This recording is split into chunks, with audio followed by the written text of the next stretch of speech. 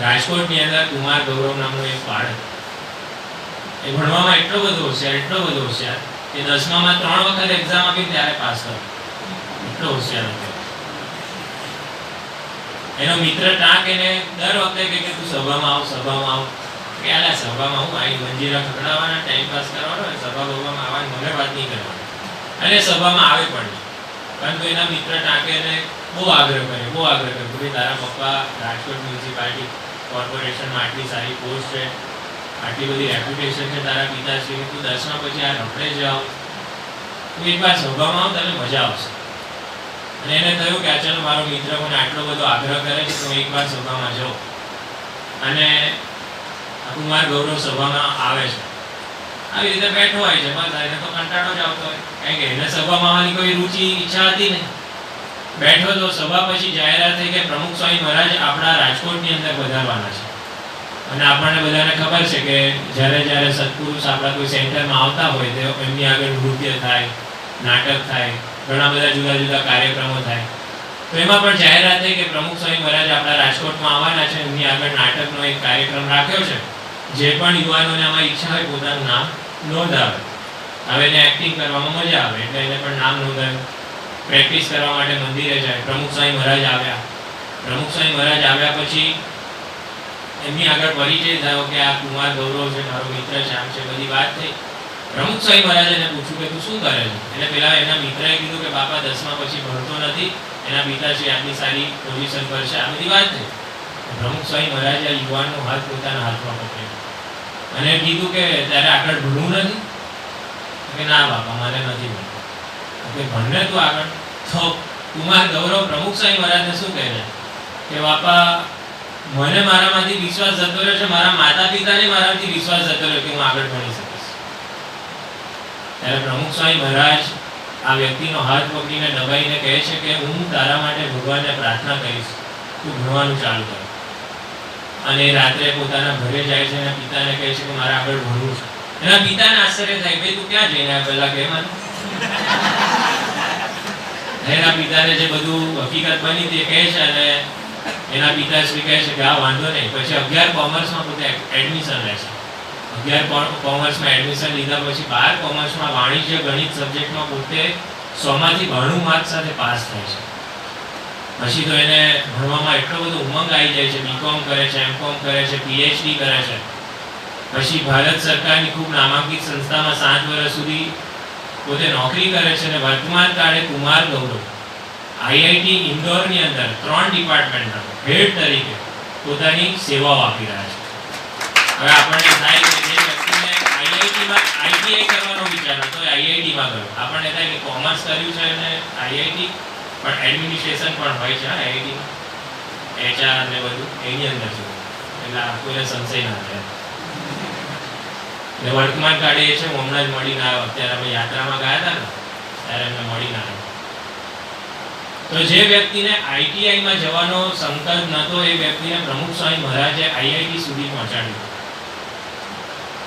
એક સિલેક્શન જીવનમાં સાચું છે. એને તો કોઈ ઈચ્છા નહોતી કે હું સભામાં જાઉં ને બેસું ને, એને તો બધો ટાઈમ પાસ જ લાગતો. આપણને પણ વર્તમાન કાળે આ બધું કરવું થોડોક ટાઈમ પાસ લાગે છે, કદાચ 100% ટાઈમ પાસ લાગે છે. ને હકીકતમાં ટાઈમ પાસ છે પણ ખરો, પરંતુ આ ટાઈમ પાસ એ સાચી દિશાનો છે. કારણ કે જોઈએ છે આપણે વર્તમાન કાળે લોકો રીલ્સ તો ખાલી 1 મિનિટની કે અમુક સેકન્ડોની હોય છે, પરંતુ એ રીલ્સ જોવામાં લોકો 3-3 કલાક, 4-4 કલાક, 8-8 કલાક, મેં તો 12-12 કલાક વાળાને મળેલો છું. હમણાં જ અમે મોરબી ગયા હતા છેલ્લે વિચરણની અંદર. મોરબી અમે વિચરણમાં ગયા હતા તો હરિભક્તો નતા, ગુણ ભાગે હતા, પધરામણી કરાવે. એની મોરબીમાં ખૂબ જ મોટી સોનાની દુકાન છે, એટલે પોતે ઝવેરી માણસ છે. તો એના ઘરે એમને પધરામણી કરાવી. પછી અમે પધરામણી કરી, થોડેક ફૂલહાર થયા, પ્રસાદ ને બધું થયું. દાદા બેઠા હતા, વ્યક્તિ બેઠા હતા, ખૂબ મોટા માણસ એટલે 4-5 નોકરો હતા. પછી અમે તો નીકળ્યા. એ વ્યક્તિ અમને સાઈડમાં રહી ગયો, સ્વામી 2 મિનિટ આવો ને અમારા ઘરમાં પાછા. હવે અમે તો કેટલા નાના સાધુ, હજુ તો અહીંયા કદાચ કોઠારી સ્વામીને બધા 60-65 વર્ષે પહોંચ્યા હોય, એમની આગળ રડે જુદી વસ્તુ છે. હજુ તો અમે અત્યારે સાધુ થયેલા, કેટલા નાના સાધુ, પણ આટલા મોટા વ્યક્તિ અમારી આગળ રડે અને કે સ્વામી ભગવાનને પ્રાર્થના કરજો ને કે મારો છોકરો આખો દિવસ મોબાઈલ મૂકે છે. કે મેં કીધું એટલે શું કરે આખો દિવસ? કે એમાં નથી ખબર. મેં કીધું ક્યાં છે? કે ઘરમાં જ છે. હવે અમે જે રૂમમાં બેઠા હતા ને એની સામે જ રૂમ હતી, એ જ રૂમમાં એ હતો. પણ અમે ગયા તો પણ મળવા તો આવ્યો જ નહીં. એટલે અમે પાછા ઘરમાં ગયા, આપણને મળીએ, એને કીધું તો આપણે મળીએ. અમે પાછા ઘરમાં જઈને બેઠા અને પિતાએ એના બહારથી નોક કર્યું કે ભાઈ તું બહાર આવ, સંતો આવ્યા છે. તો કે હું નવું છું. નાતો હશે એટલે 10 મિનિટ થશે તો અમે 10 મિનિટ બીજી વાત કરી. 10 મિનિટ પછી બહાર ના ફરતી નોક કર્યું કે સંતોને બહાર જવું છે, ઉતાવળ છે, તું ફરતી આવ. તો એકદમ એમ લગર વગર ના હતો જ નહીં, અને એમ લગર વગર વાળ હતા ને બહાર આવ્યા. હજુ તો 12માં જ ભણતો હતો. અને પછી મારી જોડેના સંત હતા, એને પૂછ્યું કે કેવું છે, મજામાં છે, ભણવાનું કેવું ચાલે છે? તો કે બહુ મસ્ત ચાલે છે, નામ છે તેમ છે. એના પિતાએ કીધું કે સામે તો ફેલ થયું છે. ઠીક છે. પણ પછી પેલા સ્વામીએ પૂછ્યું કે ભાઈ તું આખો દિવસ કરે છે શું મોબાઈલની અંદર? કારણ કે રૂમ બંધ કરીને હું કરતો એવું ખબર. તો એ કે સ્વામી હું બસ કંઈ બહુ વિશેષ નથી કરતો, 10-12 કલાક રીલ્સ જોઉં છું. 10-12 કલાક 1 મિનિટ રીલ્સ ના જમાનો છે. તો લોકો ઘણો બધો ટાઈમપાસ કરતા હોય છે. આપણો આ ટાઈમપાસ એ સાચી દિશા છે. આપણને આ બહુ સામાન્ય વસ્તુ લાગે છે કે હું આ સભામાં બેઠો છું ને આ બધી જ્ઞાનની વાતો થાય ને આ બધું છે. પરંતુ જ્યારે આપણા જીવનમાં એવી પરિસ્થિતિ આવશે ને ત્યારે બધું જ જ્ઞાન આપણને કામ લાગવાનું છે. અર્જુનને નથી ખબર કે યુદ્ધના મેદાનમાં હું આવી રીતે નાસીપાસ થઈશ. એને તો ખબર જ હતી કે મારી પાસે આટલી બધી શક્તિ છે ને એને જ નક્કી કર્યું હતું કે મારે યુદ્ધ કરવું છે. પરંતુ એના જીવનમાં જ્યારે એવી પરિસ્થિતિ આવી ને ત્યારે એનું જે સિલેક્શન થઈ ગયું હતું ને એના જીવનમાં એને આગળ લઈ ગયો.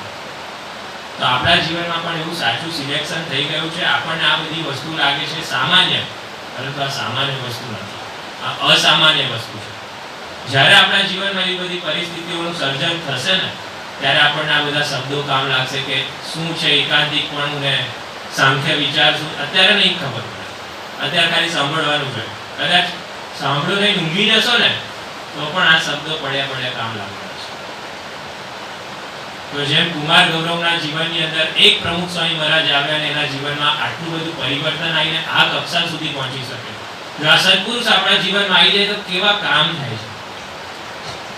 1989 ની સાલની અંદર સંસ્થામાં અધિવેશન રાખ્યું. અત્યારે બાળકો જે સત્સંગ દીક્ષા મોઢે કરે છે ને એમ એ જમાનામાં સ્વામીની વાતો, વચનામૃત, પછી જેને ચિત્રકામ આવડતું હોય કે ગાતા આવડતું હોય, આવી રીતે આખું બાળ અધિવેશન 89 ની સાલમાં રાખ્યું. આમાંથી તો કોઈ આવ્યા નહીં આ પૃથ્વી પર, કારણ કે આ તો બધા 2000 ની નજીકના લાગો છો. 89 ની સાલની અંદર આ અધિવેશન રાખ્યું હતું ને આમાં ઘણા બધા બાળકો એમાં ભાગ લીધો હતો. એની અંદર વિદ્યાનગરની અંદર એક અમૃત વસા નામનો બાળક હતો. આ કોઈ સત્સંગી બાળક નહોતો, પરંતુ એના સોસાયટીની અંદર સભા થતી હતી, એની અંદર પોતે જાય. સોસાયટીમાં તો બધા ખૂબ સારા લોકો રહેતા, પરંતુ એના પપ્પા આ સોસાયટીમાં ગેટકીપર તરીકે નોકરી કરતા અને ત્યાં જે કેબિન જેવું બનાવ્યું હતું એની અંદર પોતે રહે. પરંતુ આ બધા બાળકો સભામાં જાય, એની સાથે આ અમૃત વસા પણ સભામાં જાય અને સભામાં જાહેરાત થઈ કે આવી રીતે છે. અને બધા બાળકો સાથે આ અધિવેશનની તૈયારી કરવા વિદ્યાનગરના છાત્રાલયની અંદર અમૃત વસાવ જતો થયો. ત્યાંના પૂજારી સ્વામી એને પૂછ્યું કે ભાઈ તું કેમ મંદિર આવ્યો? કે સ્વામી આ બધા આવે છે એની સાથે રમવા આવું છું. એટલે પોતે એવી રીતે જ જોડાયો હતો. પરંતુ પછી ખબર પડી કે એના અધિવેશનમાં ભાગ લીધો છે. એટલે ત્યાંના પૂજારી સ્વામી એને કીધું કે તું સ્વામીની વાતો મોઢે કર. હવે એને બાળકને તો સ્વામીની વાતો શું ને કશી જ ખબર નહીં. પરંતુ સ્વામી એને 10 સ્વામીની વાતો મોઢે કરવા આપીને 1 કલાકમાં એને મોઢે કરી દીધી. એટલે સ્વામીને થયું કે બાળક હોશિયાર છે. એટલે પછી તો રોજ બોલાવે સ્વામી, એને મહેનત કરાવી. આખું સ્વામીની વાતોનો ગ્રંથ આ અમૃત વસાવે મોઢે કર્યું. અને મોઢે કર્યા પછી અધિવેશન થયું. આખી સંસ્થામાં અમૃત વસાવનો 3જો નંબર આવે અને 1 થી 3 નંબર આવ્યા હોય એને પ્રમુખ સ્વામી મહારાજની નજીક જવાનો એ વખતે ચાન્સ મળતો હતો.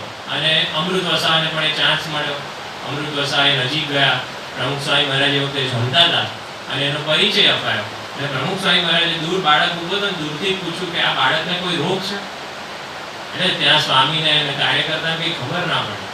પછી પ્રમુખ સ્વામી મહારાજે ફરતી પૂછ્યું કે આ બાળકને કોઈ રોગ છે, એનું શરીર કેમ આવું છે? ત્યારે પછી કાર્યકર્તાએ કીધું કે સ્વામી એના ઘરની પરિસ્થિતિ ખૂબ જ નાજુક છે અને ઘરમાં 2 સમય જમવાના રોટલા પણ નથી. એના માતા પિતા સવારે એક ટાઈમ જમે અને સવારનું જે બધું હોય એ સાંજે આ બાળક જમે. આવી પરિસ્થિતિ ઘરની છે એટલે એનું શરીર આવું છે. ત્યારે પ્રમુખ સ્વામી મહારાજે એને કીધું એની ભણવાની બધી વ્યવસ્થા કરાવી દો અને 10મા પછી તું મને મળવા આવજો. હવે એ વખતે તો બાળક 7મામાં ભણતો તો 10માની એક્ઝામ આપી, ખૂબ સારું પરિણામ આવ્યું અને પ્રમુખ સ્વામી મહારાજને મળવા માટે જાય છે. 7મામાં મળેલો વ્યક્તિ 10મામાં મળવા જાય કેટલું બધું પરિવર્તન આવી ગયું. પરંતુ પ્રમુખ સ્વામી મહારાજને યાદ હતું. અને જ્યારે અમૃત વસાવા પ્રમુખ સ્વામી મહારાજને મળવા માટે જાય છે અને કહે છે કે બાપા મારું આ 10માનું રિઝલ્ટ આવ્યું. અને પ્રમુખ સ્વામી મહારાજ કહે છે કે હવે આગળ શું કરવું છે? કારણ કે હવે પપ્પાથી પણ કંઈ કામ થતું નથી અને પરિસ્થિતિ ઘરની બહુ નાજુક છે. એટલે અહીંયા ધુવારણની અંદર કંપની છે, એની અંદર છૂટક કામ કરવાનું ચાલુ કરી દો. તો બાપા કે ના, આપણે ભણવાનું છે.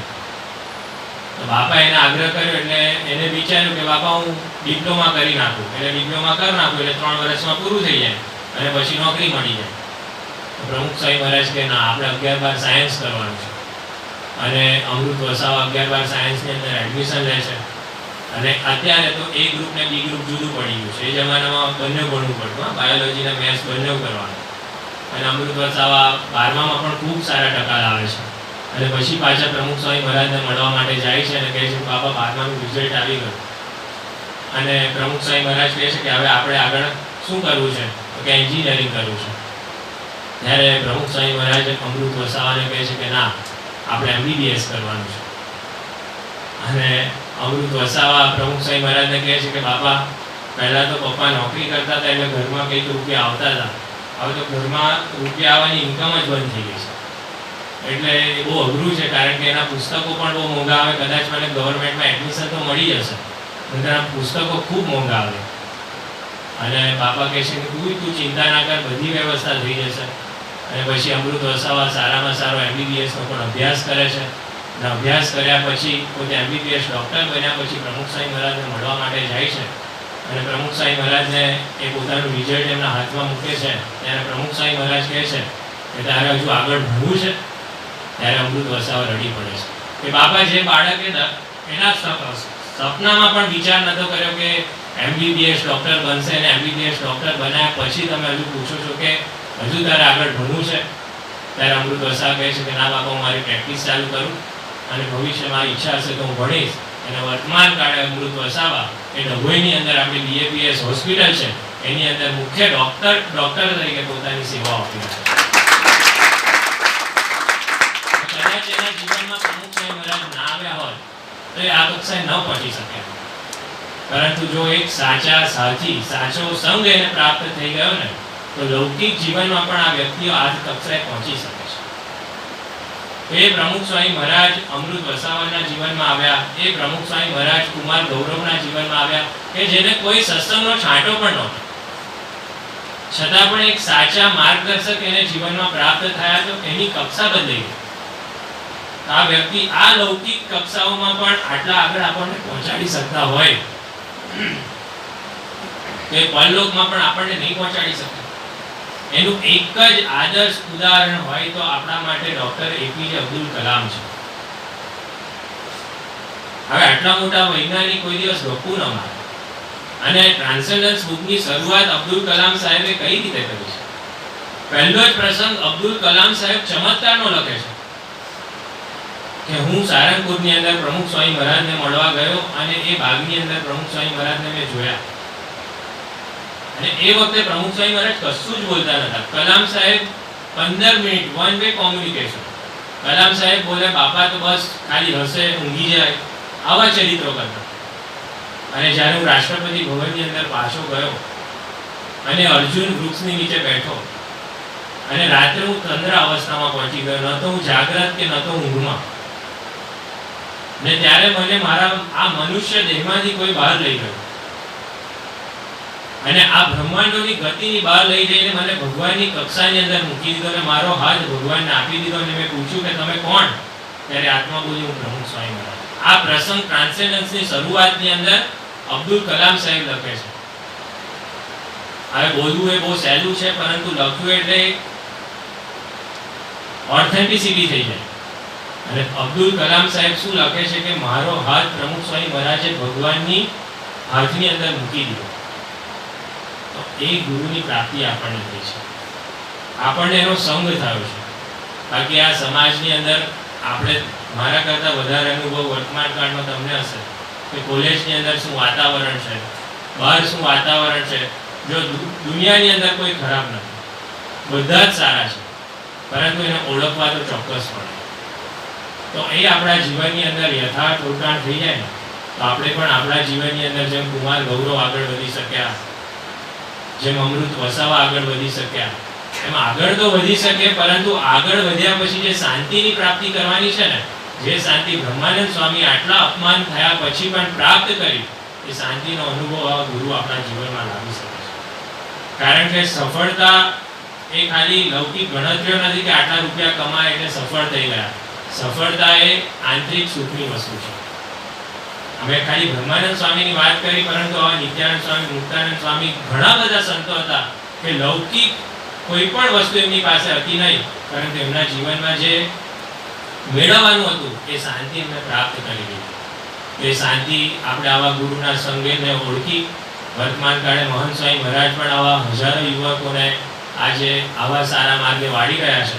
તો આપણે પણ અત્યારે આ છાત્રાલયમાં જોડાયા છે, તો અહીંયા જે પણ આપણને સંસ્કાર આપવામાં આવે, જે પણ વાત કરવામાં આવે, જેવી આપણને ખબર પડે એટલી ગ્રહણ કરીને આપણે આપણા જીવનમાં ઉન્નતિ પામી શકીએ, એ જ મહારાજ સ્વામીના ચરણોમાં પ્રાર્થના.